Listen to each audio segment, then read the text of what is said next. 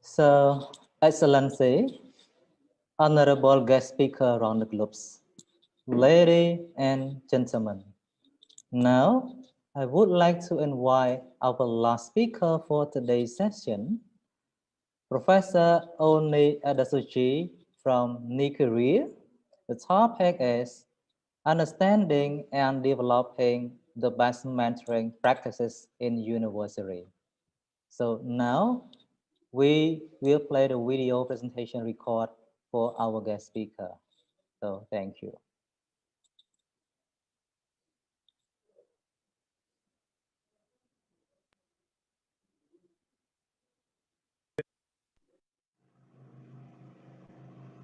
Good morning or good afternoon, ladies and gentlemen. My name is Adesoji Oni. I am from the Department of Educational Foundations, Faculty of Education, University of Lagos, Nigeria. I'm a sociologist of education, and I've been teaching and researching in the area of sociology and foundations of education. The title of my presentation is Understanding and Developing the Best Mentoring Practices in the University. Understanding and developing the best mentoring practices in the university. I will be talking about just 5 issues in my discussion. My outline is on the 5 issues. I will have a preamble. I have something on part 1. We'll be talking about understanding mentoring practices at the university, how to develop mentoring practices at the university level, and I will make a summary, and I will as well come to conclusion. Now, to start with, permit me to ask a question. And the question is, who is a mentor? Who is a mentee? What is the differences between a coach and a mentor? When we talk about mentor, a mentor is a wise counselor, a tutor, a trainer, or more or less a senior experienced colleague appointed to help, note that word, to help and advise junior employee. On the other side, a mentee is a person under the direction of a mentor. There's something you need to know from the definition above, that a mentor advise, give a wise counsel, a tutor or a trainer is appointed to do that job. What is the difference between coach and a mentor? Mentoring is a method of training. So mentoring is at times often confused with coaching. In other words, what I'm trying to say here, at times, people confuse mentoring with coaching, whereas they are not the same. Hence, so we will look at the differences between coaching and mentoring. If you look at the table in my slide, there are certain features, 3 columns there. I have a column on features, on coach or mentor. I mean in table 1 of my slide, which contain 4 distinguished features between a coach and a mentor. 1, duration, attachment, targets, and evaluation. For a coach, the duration is that he has a very short relationship with the trainee, while the mentor has a very long and wider relationship with the trainee. In terms of coach, he is attached to the trainee. A mentor is detached from the trainee. So for a coach, he targets specific area of skills that he want to develop the trainee, while the mentor targets development, a general development in terms of academic, in terms of career, in terms of family, and in terms of health. And at the end of the day, when we now look at the evaluation, the coach corrects instantly and shows samples of how that thing should be done. Whereas a mentor adopts caution and shows support to the trainee. So in other words, the features, duration, attachment, target, and evaluation are the basic distinguishing feature of a coach and a mentor. Now, why formalized mentoring practices in university? Why do we have formalized mentoring practices in the university? The reason why we have formalized mentoring practice in university is to meet the highest expectation of public for a production of total graduates, an all-round graduate, particularly who require to use a mentoring approach for both members of academic staff and their students. We have a lot of these that is explained on the slide in terms of the differences between the mentoring practices in private universities and as well as in public university. And what are these criteria? We talk about the market, that the two product of that institution will go, competitive force, we talk about the strategic base, and we talk about the language of strategy. So irrespective of the sector, mentoring is necessary in the professional development of young scholars. A professional stands on three pillars. What am I trying to say here? Every profession stands on three pillars. One, professional standard. Two, professional competence. Three, professional ethics. So in this area, mentors are needed to make young people to understand the need to meet international standard in all aspects of their university life. They required an experienced, a dependable individual to guide them to professional competence. They need help to comply with professional ethics in learning, in teaching, in doing research, and in rendering all manner of services pertaining to their academic progression. So in the next slide, we have four major areas where mentoring are required for total professional development of young lecturer in the university. And what are these areas? In the area of teaching, in the area of research, in the area of services to students and society.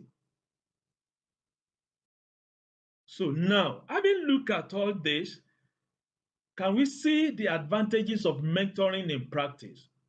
While research and empirical evidence has shown that mentoring could be an effective way of helping both students and staffs. For instance, there was a study by the Big Brother, Big Sister of America that shows that young people who had a consistently caring and supportive adult as mentor, they were significantly less likely to try drugs. They have better school attendance and academic performances, and they are less likely to experience violence.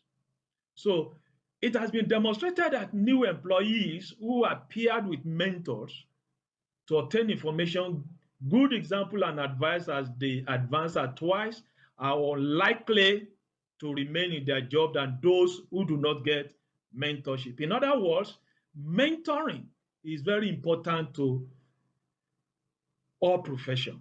So this takes us to a deeper understanding of how the mentorship work. How does mentorship work? We move to the second part of this presentation, understanding mentoring practices at the university level. In the next table in the slide, it contains 5 building blocks for understanding mentorship at the university level.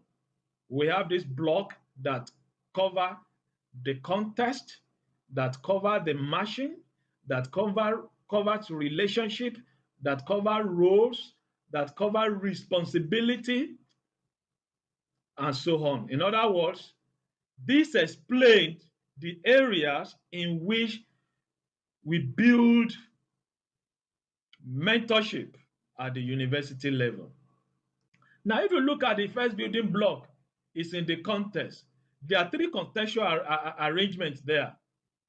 Informal arrangement, in which mentoring practices are located outside the university. So this arrangement, we are talking in terms of communities based, home based, even in mosque, even in church, and even in a kind of work-based mentoring. The formal arrangement in which mentoring practice is located is within the department, the college, and the university. And we also have the third one, which is the referral system, in which complex mentoring issues from are referred to higher levels of more experienced people. Once the issue of context is settled here, the next step to decide on the type of machine that will be employed is the voluntary approach. Here, we are trying to explain to understand the matching method. The voluntary approach here involves a situation where the mentoring relationship naturally evolves without any official arrangement to match a mentee with a mentor. This type of unofficial matching system is commonly practiced in more public universities across the world. Then we also have the mandatory matching system. This become obligatory. This is necessary for a senior member of the academic staff to have some junior member of staff as mentee. So to maximize the advantage of both methods, the university needs to combine some aspect of volunteerism with good aspect of mandatory matching so as to arrive at a sustainable mentorship. So when we talk about this matching might be on one-on-one or group matching. If it is one-on-one, 12 mentees might be under the mentorship of a senior colleague without necessarily knowing each other. Whereas in the case of a group mentorship, the 12 mentees under the mentorship of a senior colleague will know each other, work together time and again and again. So in this age of ICT, there is the electronic mentorship all over the world. You have mentors miles and far away from you, in which large number of the mentees are brought together under the mentorship of that senior colleague with the use of official networking approach such as a Google Group, even in Zoom nowadays, and a lot of things like that. So, three type of what do we mean by understanding mentoring relationship? Three type of relationship are types of mentoring practices. What are these? We have parental relationship, we have partnership relationship, and we have professional relationship. What do we mean by parental relationship? This is a situation where the senior mentor relate to the mentee as a parent, like their parent. Under this type of mentoring relationship, the mentee is expected to relate to regard respect to the mentor like his own parent. Partnership relationship here is more of side by side and at times heart to heart attachment. Down top down link between the mentor and mentee. So under the partnership relationship, the mentee is regarded as a junior co-worker, a colleague, or a heartfelt companion of the mentor. And the last mentoring relationship is professional relationship. So here it is aimed at continuous improvement of the professional or the intellectual capability of a young person for a long time. So professional mentorship is more or less of head-on and hand-on activities, head-on and hand-on activities between the mentor and the mentee. So a comprehensive mentoring practice normally combines the three types of relationship. Since a mentor is a trusted advisor, that is a father, he is a confidant, that is a friend, and as well an experienced professional. So relationship in mentoring is supposed to grow when the association is spiced with common experience, with continual encouragement, with concern expression, and challenging expectations. So what am I trying to say here? A mentor who started as a father might end up as a friend. In similar vein, a mentor who started as a master might end up as a model, while the mentor who started as a coach might end up as a colleague. I don't want to, there's a figure there. I don't want to bother you so much about that figure, changing the mentoring pedagogy in relation to the level of readiness displayed by a mentee. And what are the things that I try to link there? I try to link participation, selling, delegation, and telling, that is in terms of what the mentor, the authority possess, in terms of the authority, what he possess. So here, the next one is that how do we understand roles and responsibility? We are going to mention the three major roles of a mentor. He plays a parental role, he plays a partnership role, like a peer or a friend, and he plays the role of a professional role, that is a master. Where should a mentor spend majority of the time? Mentor are expected to spend majority of the time to provide wings of the mentee to soar, wings for the mentee to soar beyond the mentor. That is, the aim of the mentor is that he wants the mentee to be able to do more than what he as a mentor could do. And for the mentee to grasp practices and pass it on to others, so that what he is learning, the mentee will be able to pass it to others. And experimental laboratories for the mentee to practice what he's learned. And roadmap for mentees to know where they are, roles to take, and the roles not to take. And as well, the responsibility of a mentee is to establish a root or principle in their vocation and be empowered to break barriers of learning, career, family formation, ethic, leadership, and civic engagement.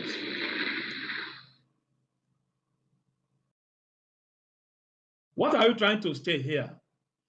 There has been research, particularly a study in the USA, on the main responsibility of a mentor at the school level. And the study revealed that mentors spend most of their time on four main activities, from one to the least, to two to the last, to the public private. What are the issues they spend their time on? Personal issue, playing sport or games with the mentee, professional issues or academic matters, as well as public engagement of social activities. So in other words, what I'm trying to see here is that the responsibility of a mentor is to lift up the mentee. He provides challenges, partners where necessary, passionately point out ways out and what to do. He previews failures and success factors to the mentee. He pardons non-performance. He pushes for better future for the mentee. He raises excellence performance of the mentee.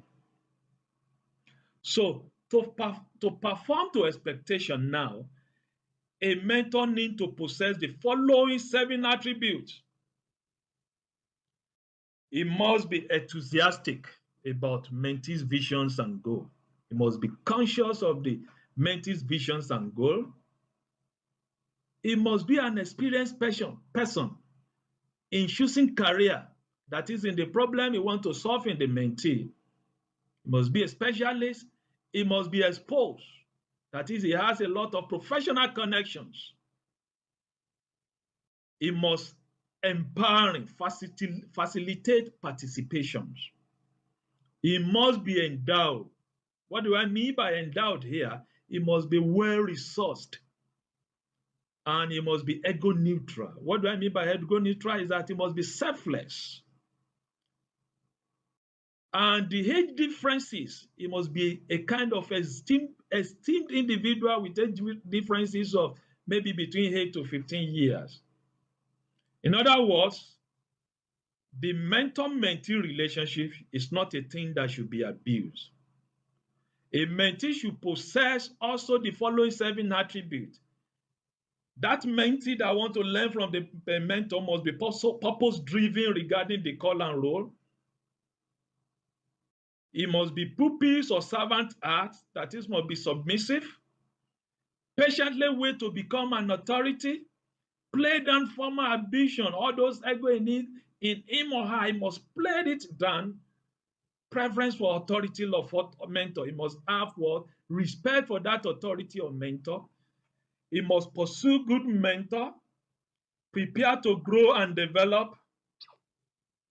So these are the distinguishing characteristics that a mentor and a mentee must possess. Now, the other part, the third leg of this presentation is that how do we now develop mentoring practices at the university level? I have a figure there in my slide, figure 2, which shows the developmental phases of mentoring relationship in the university. I have what I call the interaction, the intermingling, and the interdependence. The intermingling is institutional based with identification. The interaction is intimidation, influencing, and the way to inspire. And while the independence is involving a kind of immersion, a kind of independence. So in the face of intermingling, it is important to know that students, members of the academics have various needs. They have so many kinds of needs, different kinds of needs. So a single mentor might not be able to help mentee to overcome all challenges regarding walk of life. It cannot help him in all subjects. Besides, there should be effort made to carefully identify which mentor is suitable at university level to handle which aspect of mentee's training or mentee's problem. At the interaction level, we need to identify the key players and spell out the modality for matching the relationship expected or unacceptable the roles and the responsibilities of the actors. And also, we should know that getting two strangers to relate intimately is gradual and very difficult process. A very difficult process because when you move them together, for them to be able to adjust, take a very long time. And once there's an intimate relationship between the mentee and the mentor, the other two process of influencing and inspiring the mentee become very easy. So on the independence, disengagement could be turbulent if care is not taken. The mentor should increasingly get the mentee involved in challenging activity until the mentee becomes deeply immersed. What matters is what happens when the mentor is no longer there, whether or not the objective of mentoring has been achieved. So the mentor is expected to follow up the investment even after official disengagement, whether he has mastered it or not. Now, what am I trying to say here, ladies and gentlemen? As many as good the aspect of mentoring are, the challenges are so many. The most serious challenge is the emotional attachment. It is natural for human relationship to grow closer, but the temptation to shift mentoring relationship to morally debased rapport should be discouraged by institutional measures. Spelling out the clear term, the role, responsibility, rules that guide mentoring relationship in a university so that the mentoring relationship will not degenerate into an unholy affair. So it is crucial that those who are appointed as mentor should be people of undoubted integrity. People who can raise their integrity high up that they will not go into any kind of unethical and immoral affair with the student or with the mentee. On the other hand, mentee should be purpose-driven with pupil's heart. He's a learner. He should be patient to wait to become an authority before seeking independence. What am I trying to say in conclusion is that considering the general reported proven benefit of school-based mentoring to both students and staff and institutions of higher learning, both in public and private universities, should be actively encouraged. It should be formalized. there should be a kind of formalized mentorship to boost training and learning from both work and life. Nevertheless, as an incentive, the criteria for promotion to the grade of professor or senior colleagues in academics, as well as those for the appointment of emeritus professor, must also include evidence of mentorship. That is, before you get to that peak of that career, you must be able to show that you have mentor one, you have mentor two, you have mentor three, you have mentor four. What am I trying to say? The way publication matters in our career as university before we become professor, mentorship, evidence of mentorship should also be included. Thank you for your attention. I appreciate being part of this conference. Thank you and remain blessed.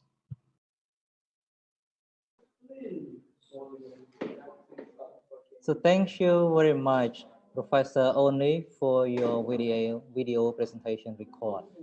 Now, because of the unstable of the internet connection, Professor Oni could not answer the question of our participant right now. And this question will be answered in the forums.